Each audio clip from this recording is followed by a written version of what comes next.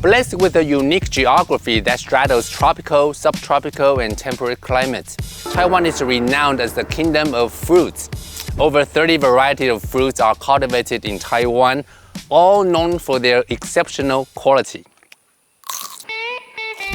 From the succulent lychee to the fragrant strawberry and plum, I will show you how Taiwanese fruit winemakers and distillers capture the essence of these bountiful fruits in the bottle of alcoholic drink. My name is Paul Peng Wang, an expert in the field of alcoholic beverages with over 20 years of experience. We'll embark on a delightful exploration of Taiwanese fruit, wines, and spirits. Get ready to be intoxicated in this episode of Taiwan on the Rocks.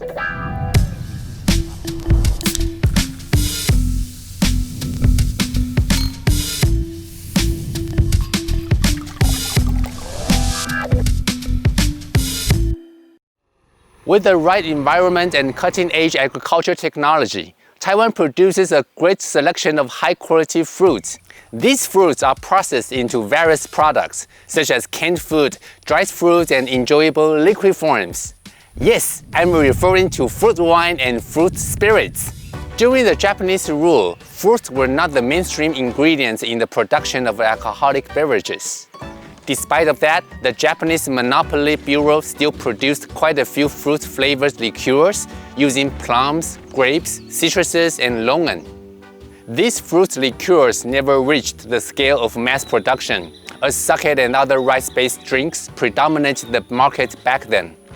After World War II, due to food shortage, the nationalist government encouraged substituting crop with fruit in alcohol production. Since then, fruit-based alcoholic drinks gradually became a part of the Taiwanese drinking culture.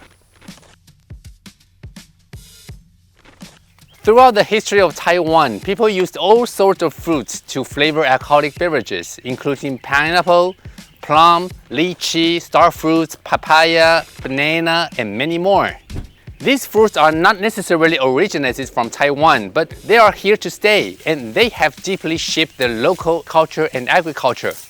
These fruits are crafted into a diverse range of alcoholic drinks, including wines, liqueurs, and brandies, showcasing the country's innovative spirit and producing drinks that would surprise even the most erudite palates.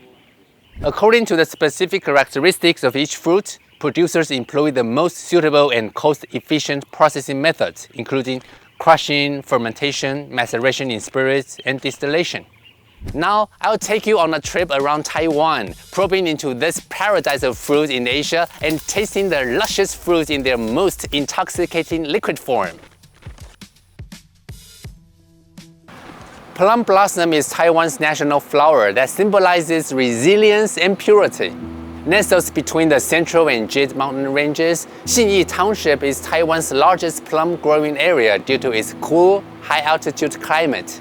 Xinyi Township Farmers Association Winery utilizes traditional local brewing methods and mountain spring water sourced from Jade Mountain, which is East Asia's highest peak.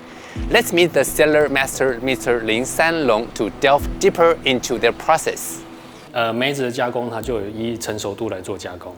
对，那青梅的话就是它做腌制、脆梅这系列的。那我们因为产地的关系，所以我们能够取得不耐储存的黄梅。那这个黄梅呢，它是富满这个非常完整的蜜桃的香气。因为酿造其实就是我们从皮去掉，然后果核去掉。那当然皮不是100%，留下大概20% 的果皮跟果酱一起去混合，变成一个浆状，然后去做低温的酿造。那酿造好之后，我们会做一个低温熟成。这一款酒，我们认为它就是要保留住原本酿造的香气，所以在这个过程中，避免它氧化之后呢，它其实就保留住原本的酿造酒的颜色、跟香气、跟口感，以及支撑它的酸度。因为我们算是用料实在，投入的量非常多。对，一般的话，一般大众可能会在1:1，甚至1:0.5，可能会比较少一点。但是我们是因为梅子产地，那我们希望能够投入的梅子的量能够多一点，所以其实我们的梅花醉的风味非常的浓郁，黄梅香气非常浓厚。对，也是因为这样子，就是不惜成本，就是投入。对，我们的狂野呢，我们是整颗梅子去做酿造。那在酿造过程中，它就可以保留住这个果肉的带出来的香气，以及梅核仁的香气。我们是连料带液一起到蒸馏槽去做蒸馏，不是单纯只有取液。所以在蒸馏过程中，也是顺势把这个荷人香气带出来。然后在后续呢，我们把它入到我们一个非常引以为傲的地方，就是我们的幸福酒窖。那它早期是一个梅子的腌制池。其实，在陶瓮，因为它陶瓮特殊的还有毛细孔，它这毛细孔可以将在熟成过程中，尤其是蒸馏酒它的刺激的风味，在熟成过程中透过这个毛细的这个过程中，把这刺激的味道散发出去。아무도皆さんvery 시도도 가비안，因为新义乡是文论的一个故乡嘛，这边有大概7、8千人的布农族。我们呢，新义乡农会它也是农会第一家成立的酒厂。为什么酒是我们当初要发展的一个产品？是因为它最能够解决我们梅农，尤其在盛产期的时候，这么多的梅子，如果说市场端这边不能够接受这么大的一个量的时候，那农会呢就会去收这些产量过多的梅子做成梅酒。当初我们只是想要帮梅农们解决这些滞销的产量，想不到说经过我们的研发之后，变成是它代表台湾的非常重要的一个酒类的产品了。Dahu alone produces a whopping 80% of Taiwan's strawberries. These tasty berries are supported by a common organization in Taiwan called the Farmers Association. Think of it as a private corporation run by farmers themselves with the goal of facilitating local agricultural activities. The Taiwan government started issuing liquor licenses after joining the WTO, and Dahu Farmers Association was one of the first to pioneer in private alcohol production. And I'm proud to say that it's also the first strawberry wine and spirits producer in Southeast Asia. The Dahu Farmers Association in particular got creative. They began researching and producing alcoholic drinks using their own delicious strawberries. 草莓这件事情对农会是一个很重要的一种文化。那农会会站在帮助农民的立场，那我们就会去收购这个酿酒的果实。那我们酿酒果实是收一个完整的果实哦，不是说外面的加工果。外面加工果可能就是说它可能受伤了啦，或者有些生长的形状不太好，好，它就把它变成加工果。我们是完整的果实。那农民可能是当天可能就是5点多去采收，当天去地，大概1点的时候叫我们做清洗，后来把它放到冷藏库去冷冻。那我们需要做久之后再酿。那我们做完了，把它做成酒品和商品，也会带动这游客停留在大武乡的时间。客人停留久的话，当然农民的食衣住行的这个经济的发展呢，它会联动的带动起来，创造这些我们这个社区和草莓文化的经济价值。我们酒庄是91年开厂来，那我们第一支的草莓酒是湖美恋，是一款用草莓发酵酿造的酒，相当不错，很新鲜，然后很有酸韵，酸甜平衡。那喝起来也有点像我们湖美恋有一点恋爱的感觉，有点酸甜的感觉。这一款是我们的草莓蒸馏酒。我们的蒸馏酒就是萃取出来之后呢，我们会在我们酒窖呢陈放5年之后，再把它装瓶，那让它味道会更为柔顺这样子。那我们喝下去的时候，酒味可能会稍微重一点，但是会慢慢草莓味会稍微一点点在喉咙深处一点点这样子呈现出来。There's a wide variety of fruit-based alcoholic drinks in Taiwan. With so many ways to create these drinks, producers are not afraid of trial and errors. Experiment, experiment, experiment. That seems to be their motto. This willingness to experiment has given birth to many products that you cannot find elsewhere in the world. It definitely takes imagination and open-mindedness to produce these happy accidents. How could we forget lychee, the quintessential taste of the tropics? At Hongxin Distillery in Kaohsiung, Mr. Chen Junji, a passionate distiller for nearly 30 years, transforms this local Taiwanese fruit into award-winning beverages using his own ingenious machinery. 每一年的那个荔枝的产期啊，我们都会到高雄大树去采收最新鲜的玉荷包，然后回到工厂之后，我们就把它做成了玉荷包的发酵酒。那我们会选用玉荷包的原因，是因为它鲜甜多汁。发酵的制程啊，它非常的繁琐，就是说全部要依赖人工去剥壳去汁。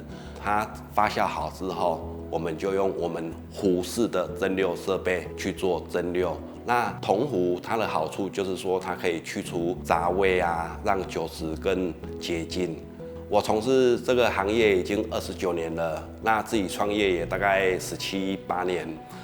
刚创业的时候比较艰辛，所以很多机械设备啊，我都自己用电脑绘3D 图跟2D 图。到厂内之后，自己焊接、裁切、组装，像是我们的连续式蒸馏设备，还有我们批次的塔盘蒸馏设备，还有像我们的发酵桶啊、贴标机啊，我们都是自己绘图制作的。那我们的奶基荔枝酒，一款是做成了香甜酒。那一款是原酒呈现，这一款酒它不管是我们加冰块啊、冰镇饮用啊，在调酒或者是烘焙上，其实它是一款很好运用的酒款。市面上的一些酒吧啊，跟做甜点的，他们都是使用国外的荔枝酒，它里面却没有荔枝的成分。那我们就是不惜成本。奶基荔枝酒，它是用了7公斤的大树玉荷包，才做出一瓶600cc 的蒸馏酒，所以它的成本啊也是相对的非常的高。我们当时做了玉荷包的酿造跟蒸馏酒，我们就觉得说，哇，它整个香气很清新迷人，这一款应该可以做出比较具有高雄代表性的一款酒瓶。那果不其然，我们在2013年去参加世界烈酒比赛，我们的奶基得到了双金牌。哇，这香气相当的干净，这种甚至有点花香，对，荔枝的果香、花香。其实荔枝啊，它本身还有一个玫瑰的香气，那就是我们刚刚所闻到的花香。它现在酒精的气味非常的纯净，这蒸馏的工艺到了这样的程度，就是更可以凸显出原料本身的风味。Of course, fruit spirits are excellent in mixed drinks, but how exactly can they be used? What are the most innovative recipes?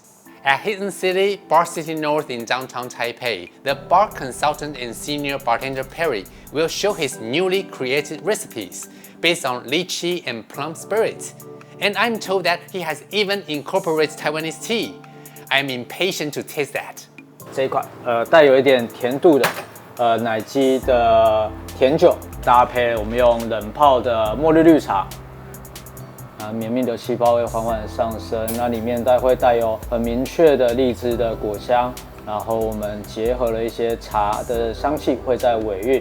花的部分我们就是原本的 jasmine 跟 elderflower， 然后再给它一点点些许的 lemon balm， 给它多一些不同的草本的调性跟香气。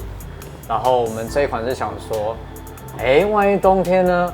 万一比如说可能小小的感冒或者什么，我觉得类似像 hard toddy 这样类型，因为这一款奶基它是算是少数那种白色烈酒，但是它一样是做高酒精度，然后甚至有很多很明确的一个果香，所以他想说，那不然我们这一款来跟所谓的茶来做一款 toddy 类型的配方的话，我们这边会加入30ml 的奶基的52%，洋甘菊这边的话，我们会加入3份。如果你手边有莱姆啊、黄柠檬啊，或者是康葵、金桔啊，都可以带一点酸度，我们只需要大概2.5ml 就好了。